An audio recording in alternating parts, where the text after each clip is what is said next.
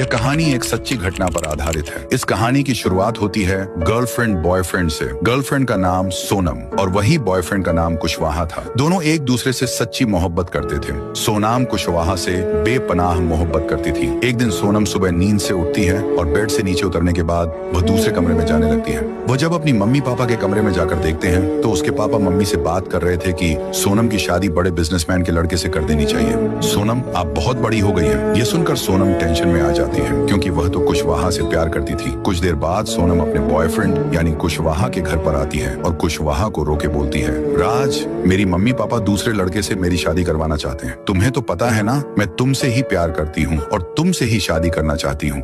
ये बात सुनकर कुशवाहा गुस्सा होकर बोलता कि तुम्हारे साथ शादी करने वाले को नहीं छोड़ूंगा। तुम बस उससे करो और हनीमून पर जाओ। जहाँ पर तुम दोनों रुके होंगे वहाँ का लोकेशन भेज देना।